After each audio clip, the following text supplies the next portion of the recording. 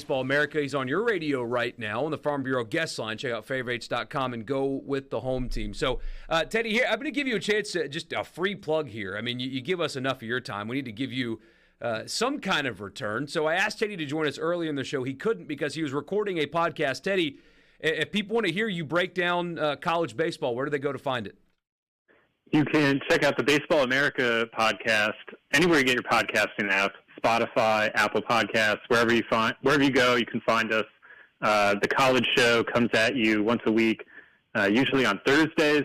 Thursday morning, we usually drop that in the main feed.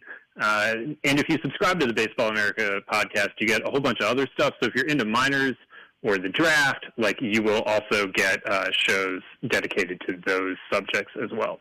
Great stuff. So let's start here. It's been a few days. I think the pain or the stink has worn off a little bit. But when you saw the 16 host sites released, what was your reaction?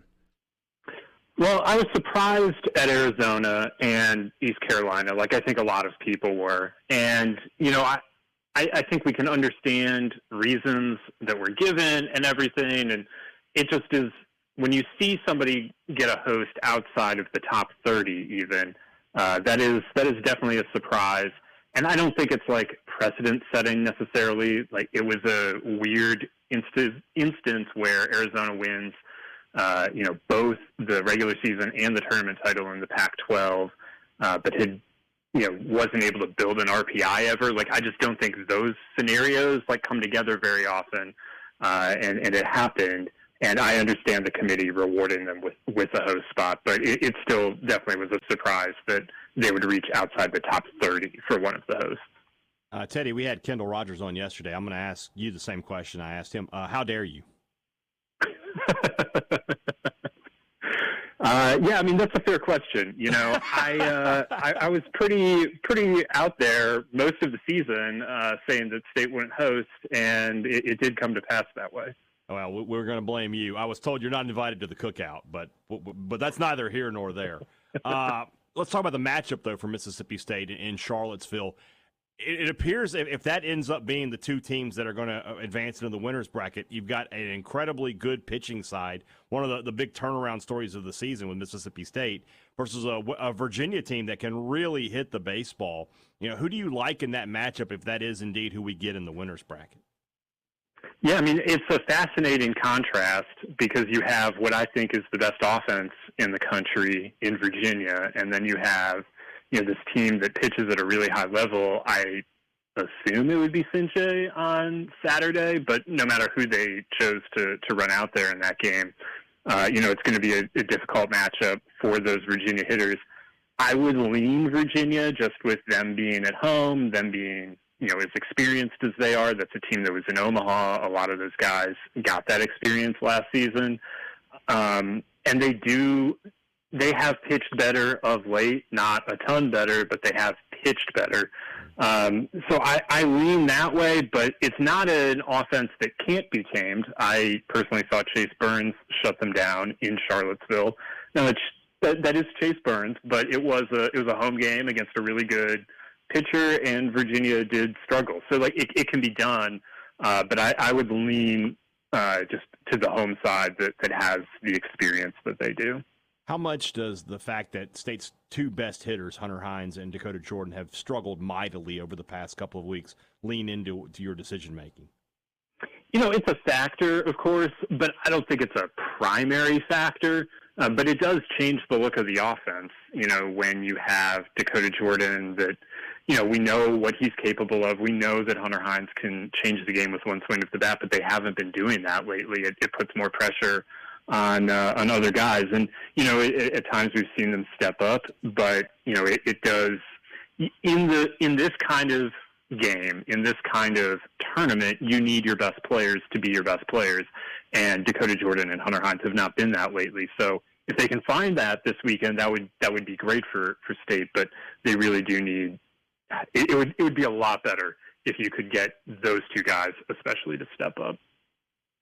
Teddy, when you look at the Knoxville Regional, the question that we're asking is, why is Southern Miss there? I feel like Southern Miss, I feel like Indiana State, LSU, these teams are on the wrong side of the bracket as 2 seeds. They should be 2 seeds in some of the lower seeded regionals.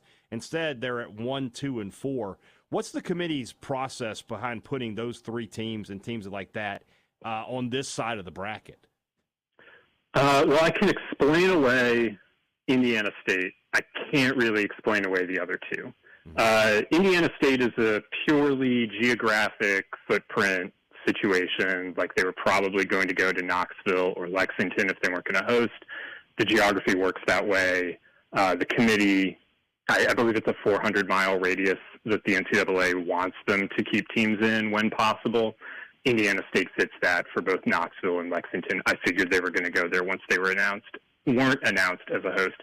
Southern Miss, though, belongs in Tallahassee at worst. And, they are not within that travel radius to go to Knoxville. I truly don't know what they're doing there. I don't know if I know the committee doesn't even pretend. I don't want to make a joke about I don't know if the committee just wanted to see a rematch from last year, because I know that they don't. They pay zero attention to that. I think a lot of them don't even realize some of the fun storylines that they create while they're happening.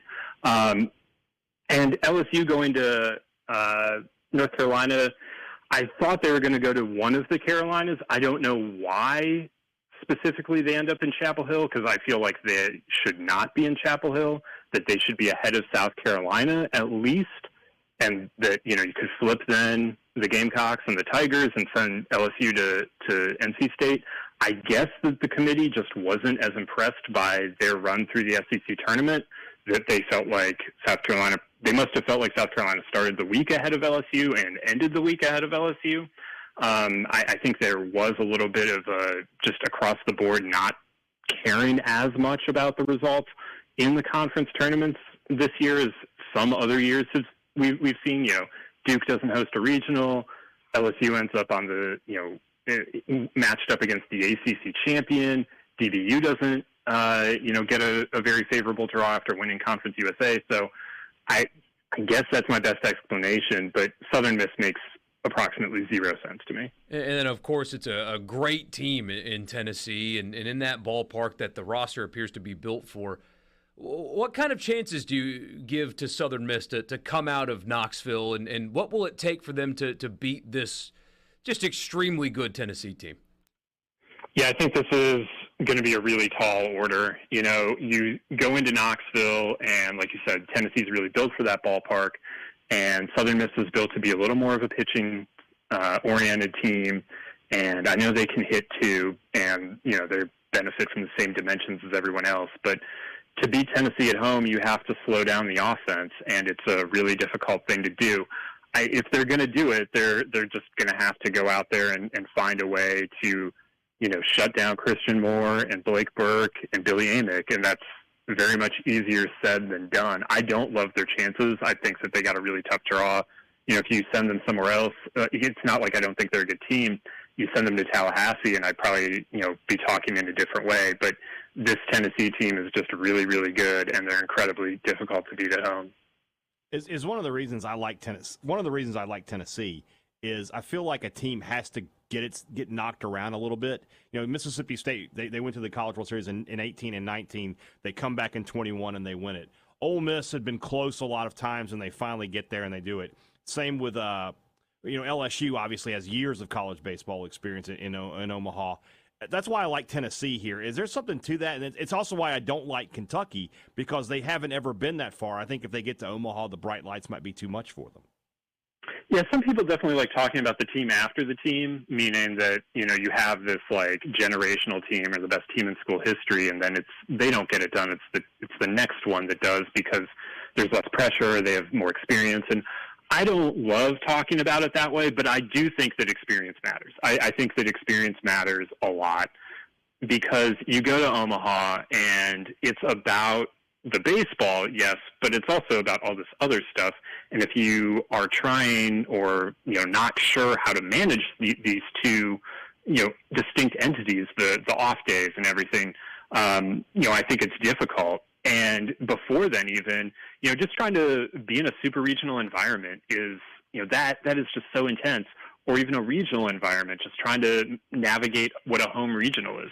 I do think it's an issue, like if you're looking at Kentucky, if they were to get to Omaha, like Nick Mingione was a part of the 2013 coaching staff, but he's never been a head coach in Omaha, and his assistants, I don't think, have any Omaha experience at all. The team barely has, super regional experience. They went 0-2 at LSU a season ago. And I do think that stuff